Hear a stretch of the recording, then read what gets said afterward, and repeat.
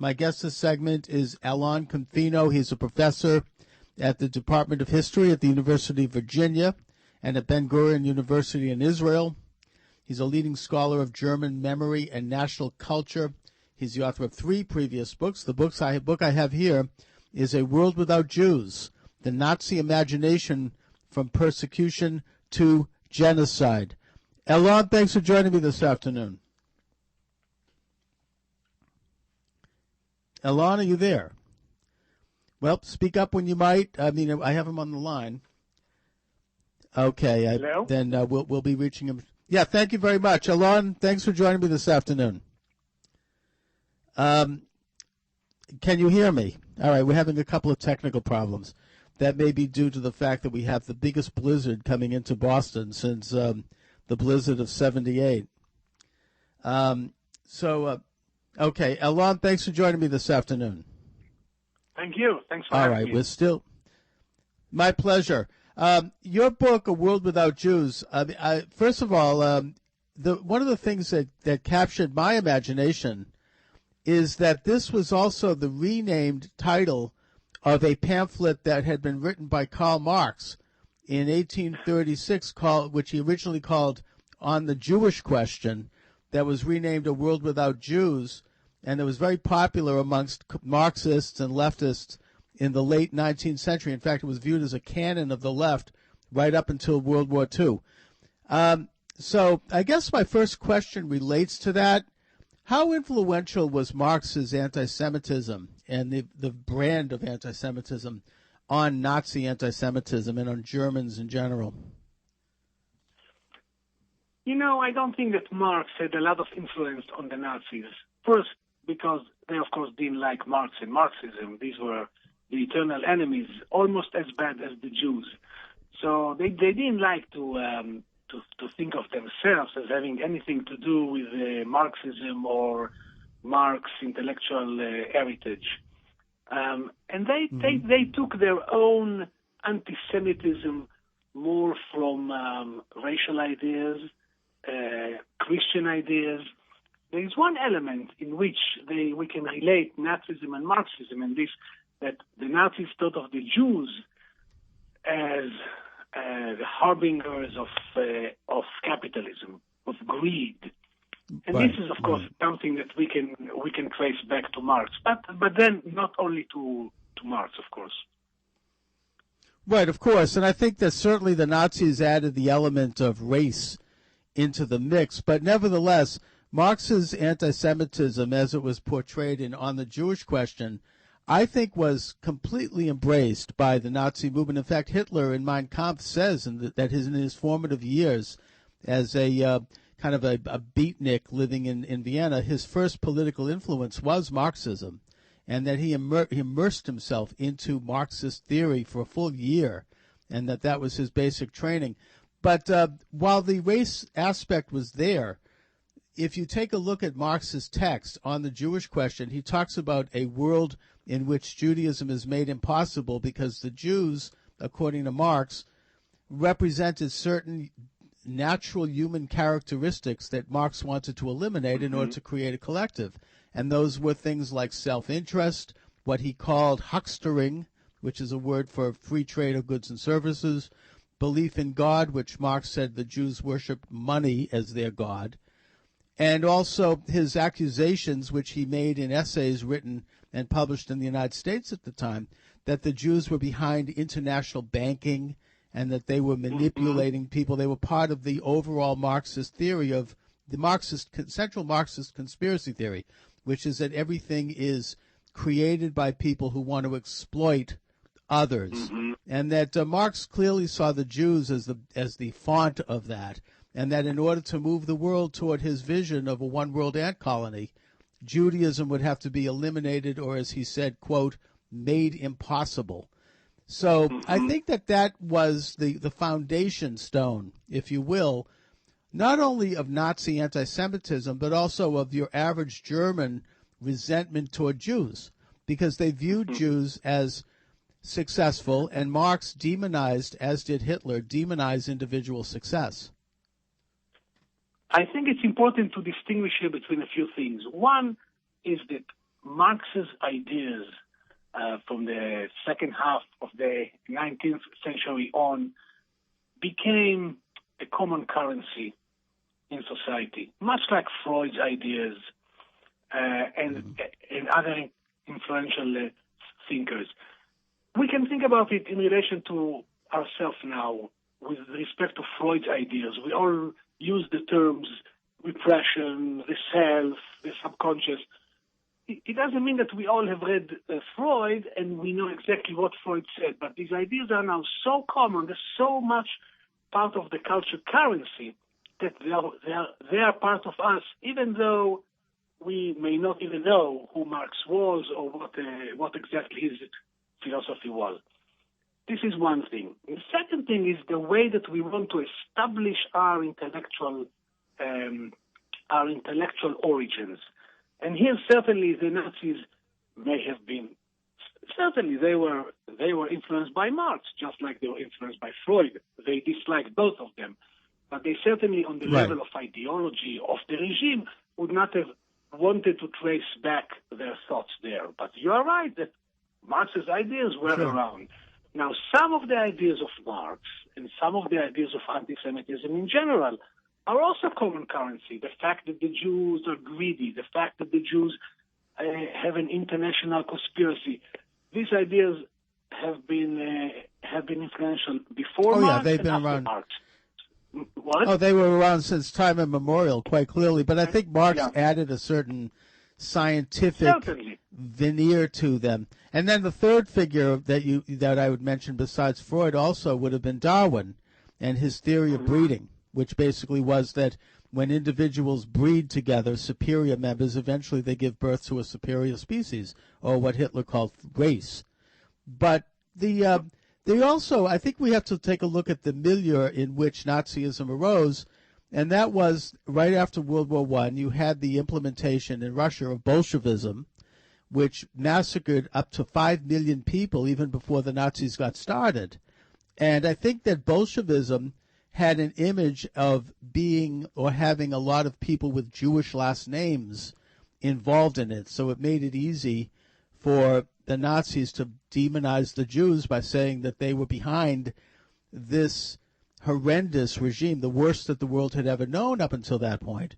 And what further fueled the flames was that they saw the international liberal establishment not only turn a blind eye to Lenin's slaughter of up to 5 million people and development of concentration camps, which he called the Gulag, and his Cheka, which the Nazis imitated with their development of the Gestapo, but that they saw that they praised it, that they had people talking about the great and glorious revolution and how this was progressive.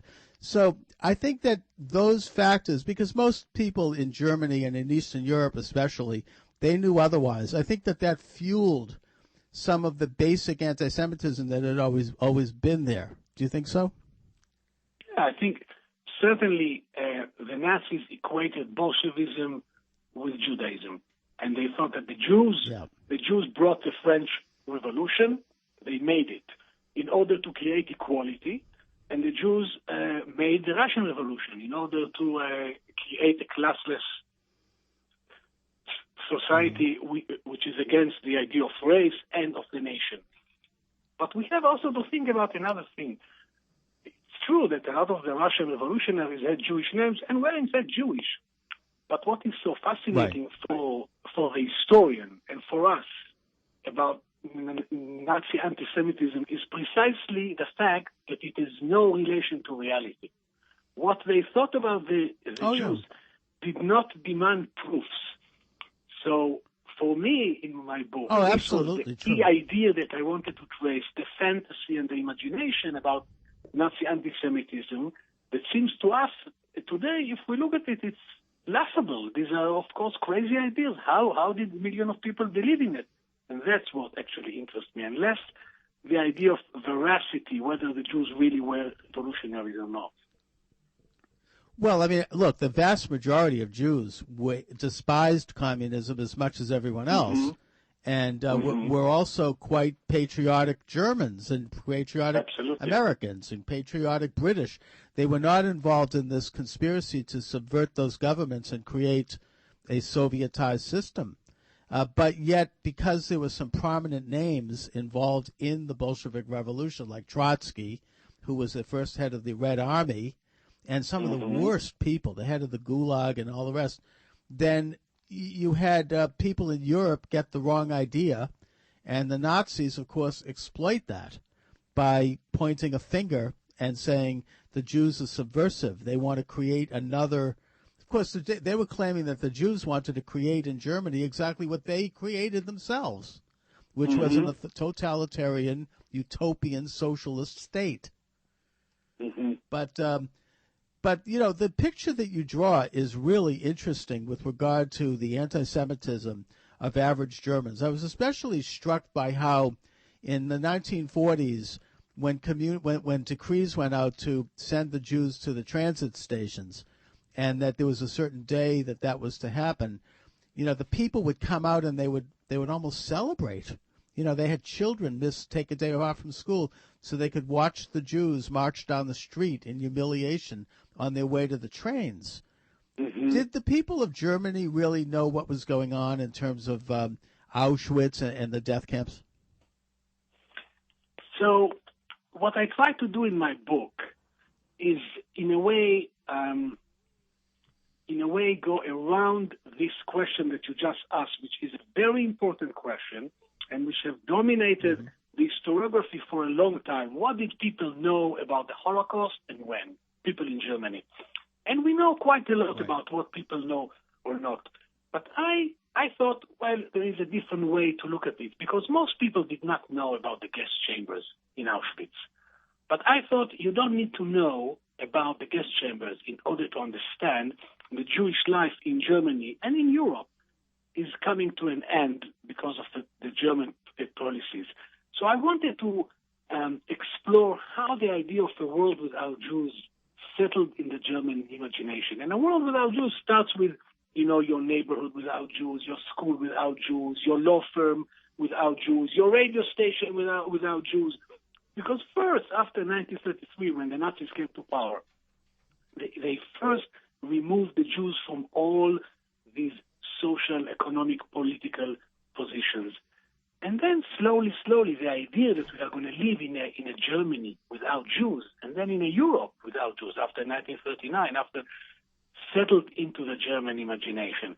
Now, not all Germans agreed to it, and not all Germans supported it. Some did, and I indeed described these families that watched this humiliation of Jews. All right, Alon, I apologize. We've got to take a brief break here. We'll be... Author, journalist, and American patriot. This is Chuck Morse Speaks. Thank you very much. My guest is Alon Confino. He is the author of A World Without Jews, The Nazi Imagination from Persecution to Genocide. Alon, we're talking about the conspiracy theories that were embraced by average Germans. I think that things like anti-Semitism, for that matter, racism, other, demonizations of groups of people is a dark side of human nature. It's there in societies. It's in the United States. But the difference with Nazi Germany was that it became a state-sponsored.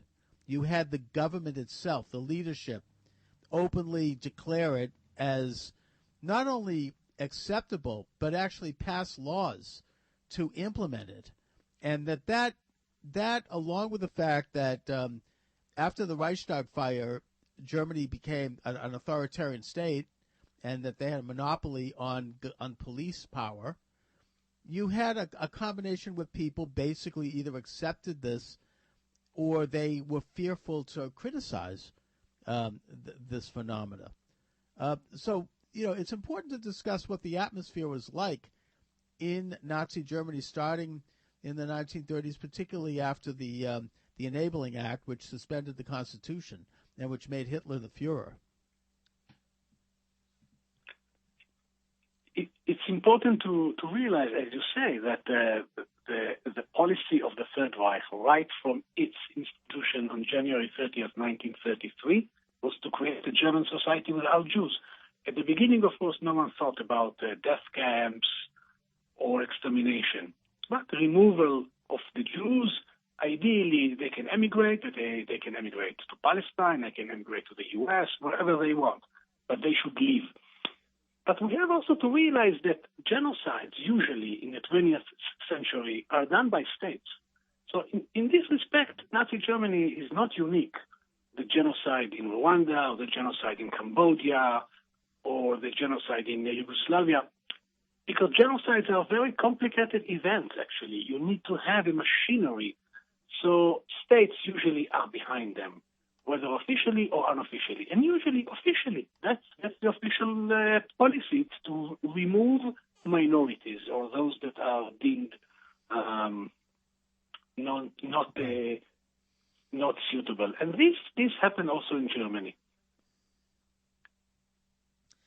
You know, the other problem that made the Nazi, slaughter of Jews particularly unique was the fact that the Western democracies, basically in 1938, after the Evian conference in France, they essentially slammed the door on European Jews. I mean, they said, that this would be a Nazi, the Nazis would be free to handle this, the quote, Jewish question in any way they saw fit. And you had, following that, you had situations like in the United States, the Roosevelt administration actually turned back a shipload of Jews who were trying to get to Cuba, and they were sent back to Europe in their deaths. And you had the Canadian Prime Minister, who was a vicious anti-Semite, say that there would be no Jews allowed in Canada because we don't have room for them. Can you imagine that? Canada, of all places. And that they lobbied certain Latin American countries who wanted to welcome the Jews to not do it. So, I think that and Hitler and the Nazis, they took full note of this. I mean, they actually said, here you have the Western democracies criticizing us for our Jewish question. Look what they're doing. So for whatever reason, and you might want to elaborate, there was a lot of complicity on the part of the Western democracies here. It is certainly true that in the context of the 1930s, of the Big Depression, countries did not want new immigrants, Jews or non-Jews. And because of the particular situation in Palestine between Jews and Arabs, the British also did not want more Jews in Palestine, although in the 1930s, many more Jews came to Palestine than in the 1920s. So the Western powers had the limitations on their policies. At the same time, as you already intimated, what is interesting for us is how come in German society itself people believed in the ideas about the Jews that gave the regime actually the legitimacy to move on and to continue, and actually gave it a certain cultural and social support to move on. But before we want to criticize harshly the Western powers, immigration is always a tough choice to make. We can think about America these days. And usually countries don't like to receive not only Jews, but also others. Speaks.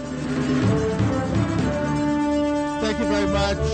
Alon Confino is my guest. A World Without Jews, the Nazi Imagination, from Persecution to Genocide.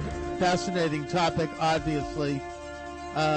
So you had a situation where the Jews, their fate was sealed in Europe, both by the Nazis and their insistence ultimately on literally exterminating the Jews. At first they were willing to allow them to emigrate, but the door was shut by the Western powers at Evian, and certainly by the British, who stationed scarce resources in terms of their navy off the shore of Palestine to blockade Palestine, while they were also fighting the Nazis to keep Jews out.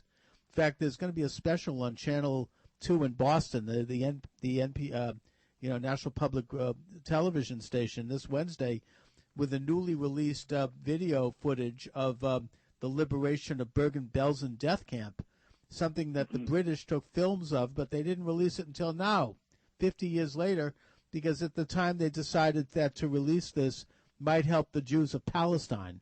So they didn't want to do that. So you have a lot of complicity on the part of the Western powers, not necessarily to, assist in literally the Holocaust, but certainly to allow the Jews or to make it possible that the fate of the Jews would be determined by the Nazis. And, their intentions were not good. But I think that the subject, to bring things up till today, is very relevant when we take a look at the type of anti-Semitism that pervades in many Arab and Islamic countries now. I mean, a type of anti-Semitism that has led to such horrors as the slaughter of people at a grocery store in Paris just a couple of weeks ago. Is this sort of hatred of Jews and this kind of atrocity propaganda against Israel, which reminds me of the sort of conspiracy theories that the Nazis hatched about Jews in their day, blaming them for things? Is this comparable, and what's going on there, do you think, Alon? Anti-Semitism existed before the Holocaust, and it exists after the Holocaust, and it would have existed also without the Holocaust. And one of the reasons that I wrote this book is to explain actually why were the Jews so important in the Nazi imagination and identity. After all, the Nazis made also other genocides, but they had a particular genocide about the Jews, that is to kill all of them. So the place of the Jews in Christian European civilization makes them a target, because the Jews are the origins of Christianity, the origins of morality in the mind of a lot of people. At the same time, one lesson from my book is that minority groups will be persecuted with all sorts of legitimations. So Jews are being persecuted in Europe in the name of the Holocaust. But I would like also to point out that Israel occupies the Palestinians also by using the Holocaust as a legitimation. So it's not that we can drive direct lessons from the Holocaust to today. People can use the past and legitimize by it very different policies, and sometimes in a very unpredictable and surprising ways, as I think happens in Israeli society these days. So we have to take also this into consideration when we think about lessons of the Holocaust or continuities about it. Well, let's talk about some of the lessons of the Holocaust. And again, I mean, I think that it involved state-sponsored, organized demonization of a group of people.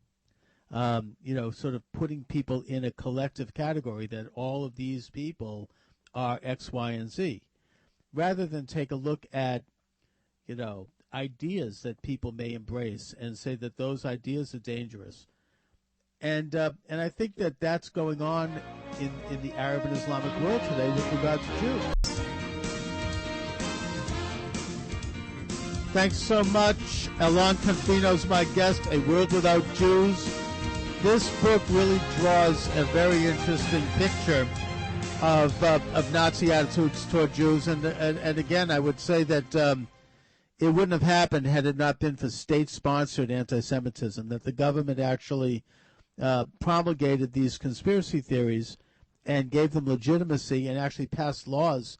One of the things you mentioned toward the end of the book also, Alon, that I thought was interesting was that people like von Verscher and Mengele and others, these scientists, they basically got off scot-free at Nuremberg. I mean, Mengele disappeared. No one quite knows what happened to him. Mm-hmm. Von Verscher went back to and von Verscher was his teacher. He went back to his university where he continued.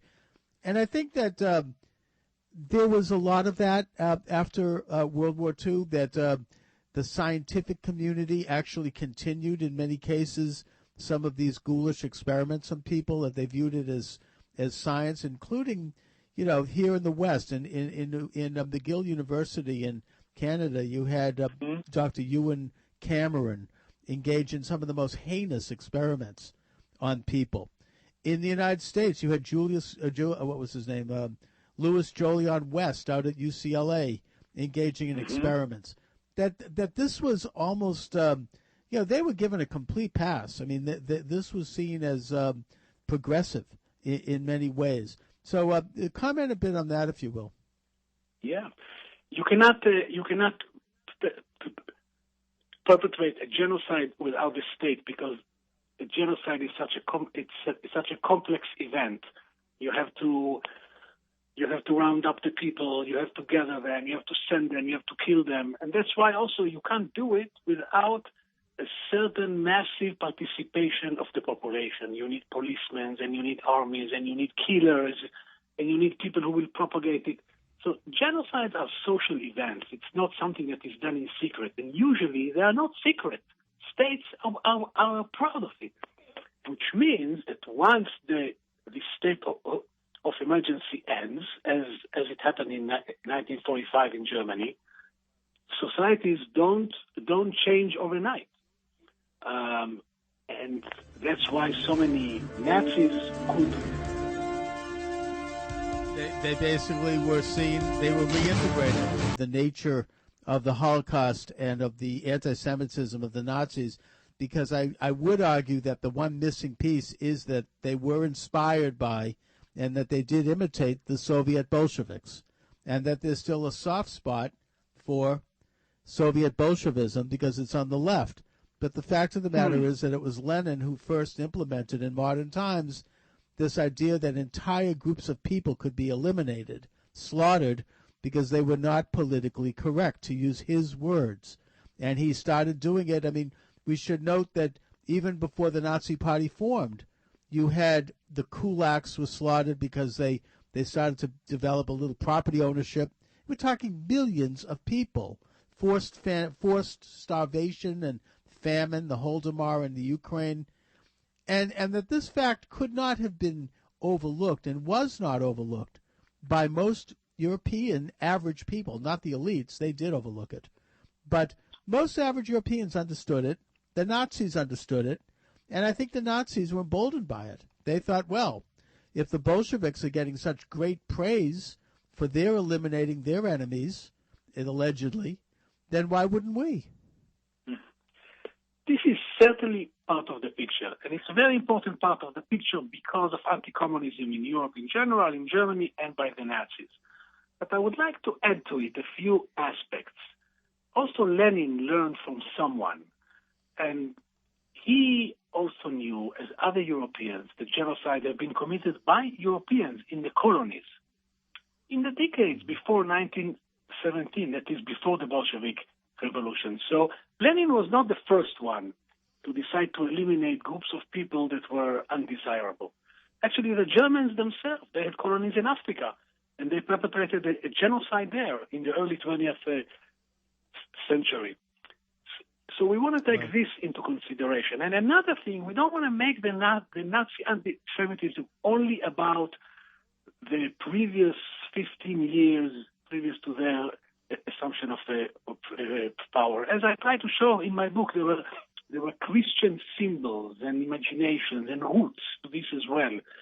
So we want to take communism, anti-communism seriously, but we want to add to it some other aspects that give us a fuller picture.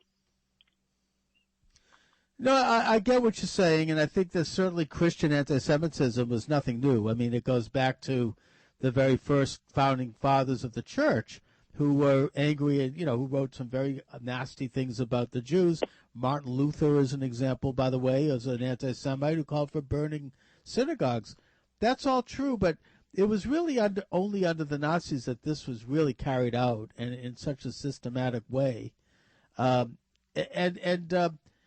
you're right in that, the first concentration camps actually were put together by the British in South Africa, during the Boer Wars. So I think that's a point well taken, and I think that's part of it as well, for sure. Yes, I agree.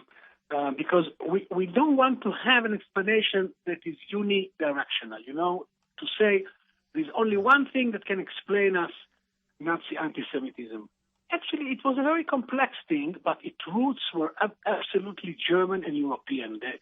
The Nazis did not come from the moon. They did not come from nowhere. They are part of and parcel of Western society, of European society, and that's why their ideas were received so deeply, because they were actually part of their society. In understanding this, we have to really bring them back into our history as Western civilization. They are not some kind of alien body. So then what should be the takeaway, Alon, from this very complex subject? And I realize that by giving us a couple of statements, you should get a Nobel Prize if you could answer the question. But I want to give people a sense of... Yeah, go ahead. The takeaway is, go ahead. First, we have to take evil people seriously. That is, when people, like, for example, now ISIS or Daesh, when they are doing awful things, we should not dismiss them as ignorant or stupid. We should understand what lies behind their thinking, what do they imagine, how they look at history, because usually people who do bad things have very good justifications. It doesn't mean that their justifications are justified, but they give themselves self-justifications to do what they do. And we have to take it seriously. Had we taken seriously the Nazis, well, things would have been different. And the second thing is that minorities and so-called undesirable groups are discriminated everywhere. Are vulnerable. And we should be against it everywhere. Okay, what? The wider public, my ideal reader is my mother, who thinks the book was terrific, but I guess she's not objective. But it is not for scholars. It is also read by scholars, but it is an interpretation of anti-Semitism in Nazi Germany that is for the wider public. And it's written with a lot of stories for everyday life, a lot of diaries and letters capturing people's experience. Absolutely. And I want to thank you very much for joining me, Alon. Take care. Thank you. Thank Alon you. Confino Thanks is for the having author me. of